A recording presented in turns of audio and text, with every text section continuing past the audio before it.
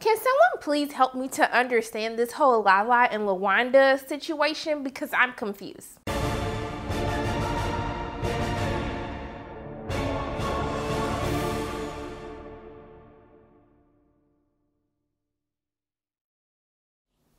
Hey everyone, it's Sharana from Pay or Wait, and today I am going to be reviewing Black Lightning Episode 8, The Book of Revelations. And baby, were there some revelations today? Some revelations that had me scratching my head like what is going on, to like pissing me off. And so the beginning of the episode opens up with everybody was kung fu fighting. I was like, this song is so cheesy, but it went so well with the opening of the episode. So Jefferson is keeping his promise to Lynn. He is training Anissa, trying to get her together. Anissa hard-headed, y'all. She hard-headed, she's stubborn, but she means well. And so Jefferson is trying to get her to realize that there is a strategy to helping save Freeland to having these like superpowers. And so, you know, one of the issues that she has is she kind of lets her emotions cloud her judgment of what the right thing is to do, even though in her heart she feels like she's kind of like anticipating how somebody's going to actually react.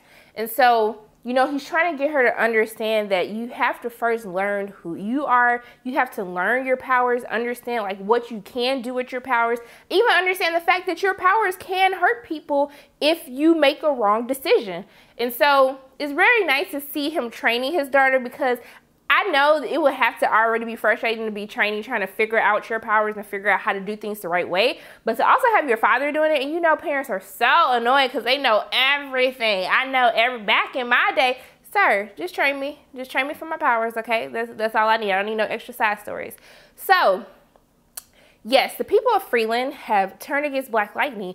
And so one of the main things that he's trying to hurry up and speed up the process with Anissa is because he has to now go free his name as Black Lightning, because he can't go back out into the suit because everyone thinks that he killed Lady E, which he didn't. So basically the course of the episode is they are going on this little father and daughter journey to figure out who is actually behind Lady E's death so they can capture them, clear his name so he can go back to doing what he wants to do. And you know what, people are Freeland, y'all ain't right, because y'all should have known that he would never do anything like that. So shame on you for turning against Black Lightning.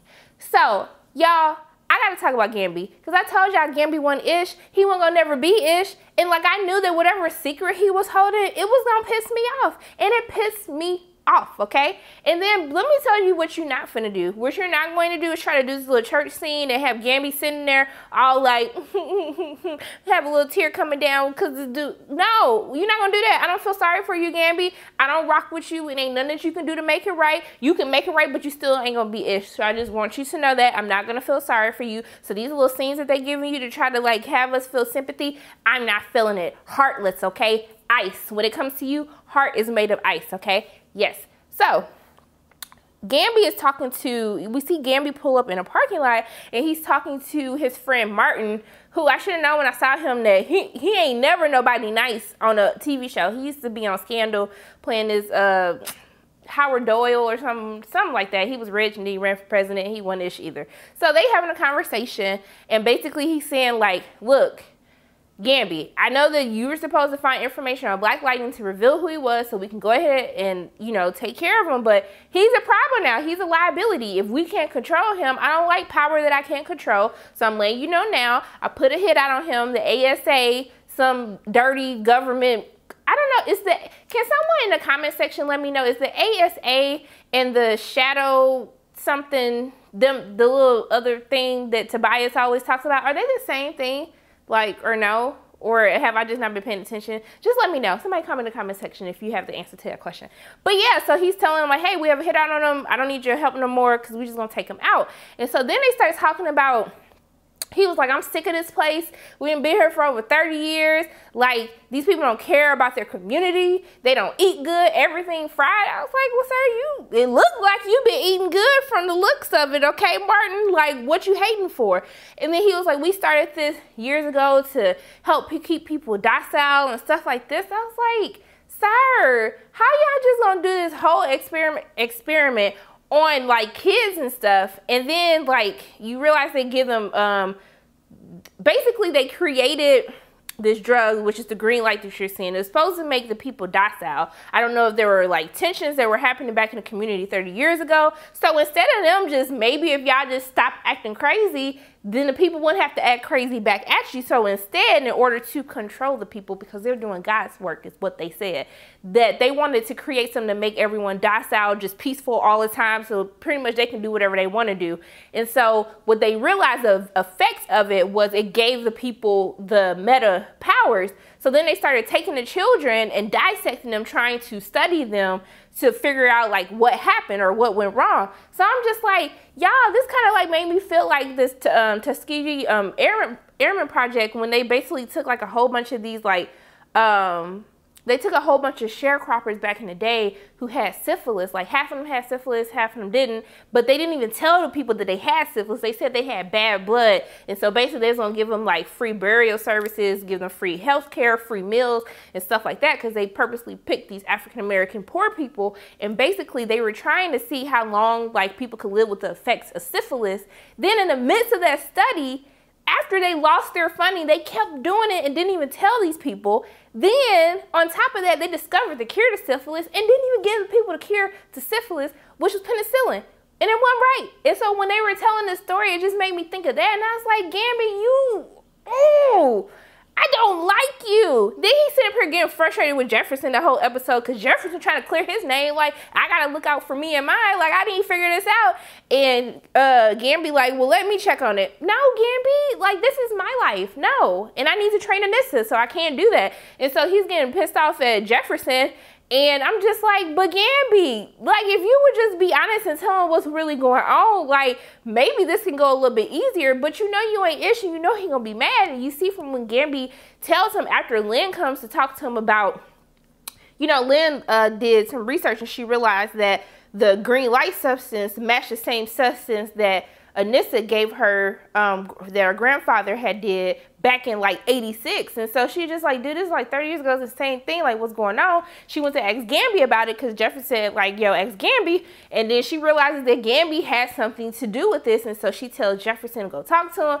Gambi tell him what happened. And then Jefferson was like, stay away from me, stay away from my family, don't let me see you, don't touch me. Cause basically like he gonna kill him. Cause like, dude, like you responsible for my father's death, then you gonna try to take care of me like I was protecting you. Sir, after you like had my father killed and you was just okay, you stood back and let that happen.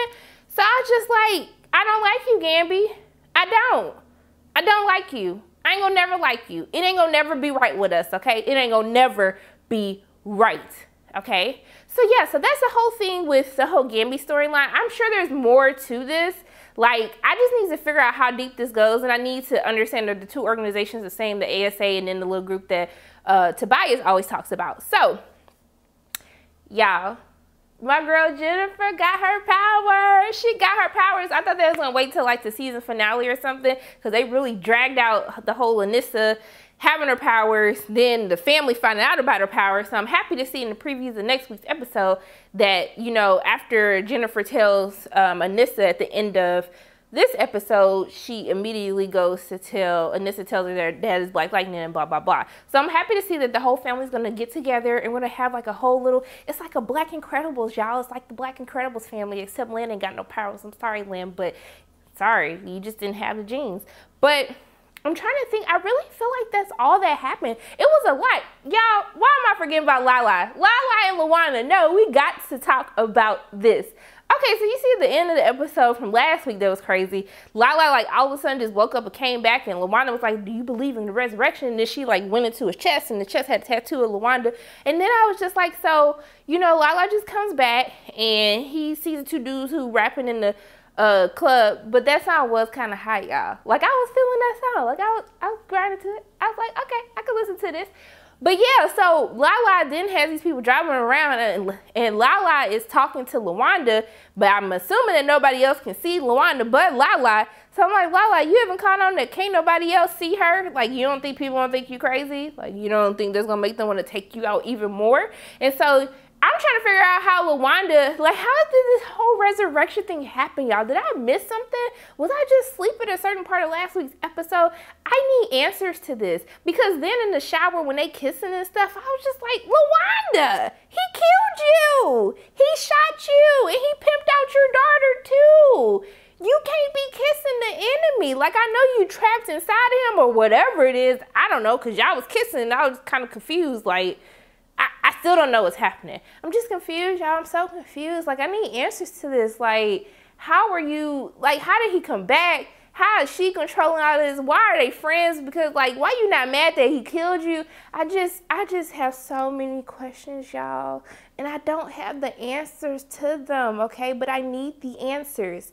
So, you know what, y'all? Those are my thoughts on the episode 8, the Book of Revelations, and it was a lot of revelations. So as always, my name is Sharona from Pay Your Weights, and if you like what you saw today, make sure you hit the like button, hit subscribe, share this video with your friends, and I will see you soon.